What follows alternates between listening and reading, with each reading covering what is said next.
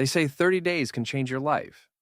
And to be honest, I thought that was just a nice thing people say to feel productive. But waking up at 5 a.m. for 30 days, that actually did something. It didn't turn me into a machine or make my life perfect, but it did strip away a layer of noise I didn't even realize was there. And what was left behind was quiet, focus, and something deeper. A version of myself I'd almost forgotten I could be. I didn't do this for aesthetics or to join some productivity cult.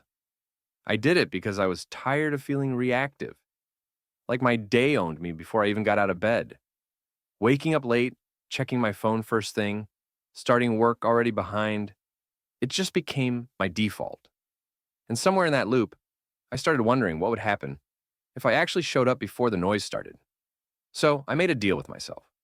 30 days, no skipping, no excuses. This is what happened. Week 1, the resistance phase. The first week was rough. My body fought back. I felt groggy, slow, and kind of bitter, like I was forcing myself into someone else's rhythm. I'd sit at my desk at 5:15 a.m., and my brain would still be sleeping. Some days, I just stared at the screen. Other days, I'd open my journal and write one sentence before scrolling on my phone for 40 minutes. I realized quickly, waking up early doesn't magically make you productive. You have to earn the stillness. You have to prepare for the morning the night before. And I wasn't doing that. Week 2, the tipping point. Around day 10, something shifted. Not in a fireworks kind of way. More like a gentle quiet that started to feel familiar. I stopped checking my phone in the morning. I started journaling, not because I had to, but because I actually wanted to hear what my mind had to say before the world shouted over it. I wasn't crushing my to-do list, but I was creating space. And in that space, I started thinking clearer and writing better. I started feeling like I had time again, not just to work, but to breathe. Week 3, identity begins to shift. By week 3, I wasn't just doing the 5 a.m. thing. I was becoming the person who did it. That's when the real changes started happening.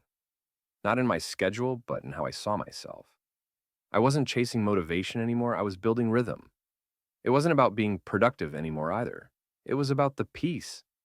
I started protecting my evenings, prepping my space the night before, treating sleep like fuel instead of an afterthought. I wasn't perfect. Some nights I stayed up too late. Some mornings I had to drag myself out of bed. But the direction felt clear. Week 4, unexpected benefits. In the final stretch, I noticed something I didn't expect. My anxiety was lower. My focus was deeper. I could sit for hours of deep work without zoning out. Even my relationships felt more intentional. Because I wasn't rushing into the day anymore, I was choosing how to show up. And the best part, my creative work exploded. Because at 5 a.m., nobody's texting, nobody's posting. It's just you, the quiet, and the task at hand. That kind of uninterrupted presence, it's rare and kind of addictive. So here's the truth. Waking up at 5 a.m. didn't make me better than anyone. It didn't solve all my problems, but it gave me space. And space is where clarity lives. It taught me that I don't need a perfect morning routine. I just need consistency. I need silence. I need to stop waiting to feel ready and just start, tired, messy, whatever. Just start. And yeah, 30 days changed me. Not because of the time on the clock, but because I finally showed up for myself before the world had a chance to interrupt. You have to find your version of stillness.